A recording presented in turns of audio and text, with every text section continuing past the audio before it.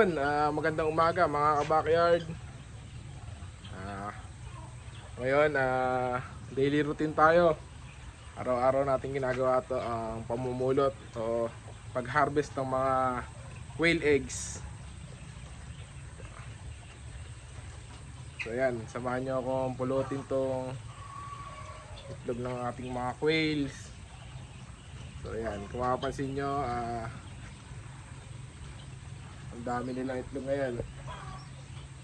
So yan, sarado pa yung di pa nakataas tong lona natin kasi medyo masama ang panahon ngayon kasi nag-uulan. So possible na pag nilamig sila ay siponin sila. So pag silipon sila, posibleng umatras yung itlog nila. So tara, mamulot ang itlog.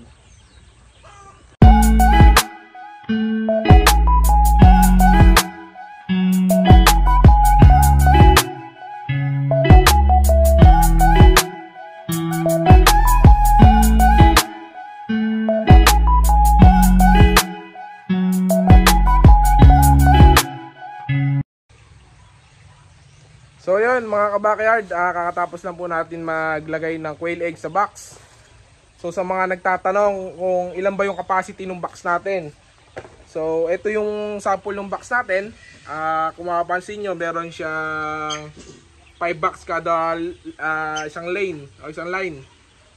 Bali ito po, ang capacity nito ay 100 pieces po ang laman yan. So pag po nilagay po natin dito yung mga quail eggs po natin, dito po natin malalaman yung kung sumulong ba yung quail natin or umatras compare kahapon tsaka yung ngayon. So tara, bilangin natin yung initlog ng quail natin ngayon.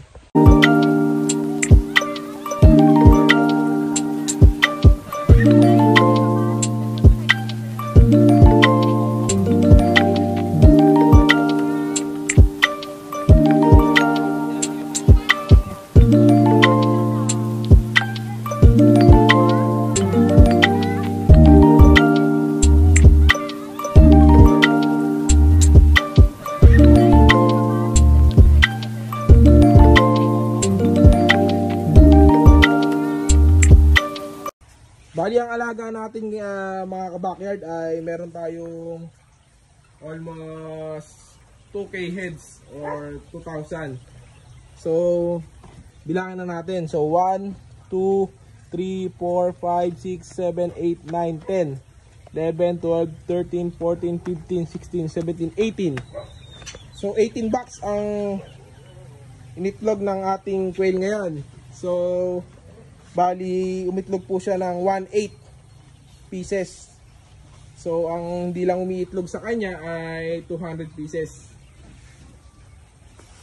So maganda po ang ating performance, no? Maganda po ang performance ng ating feeds. Ito ang quail. Maraming salamat sa mga nanonood ng ating vlog, daily vlog. So sa susunod na video natin ay papakita ko sa inyo ngayon kung ano yung pinapakain natin at binibigay nating vitamin sa ating mga quail. So yun lang, maraming salamat po.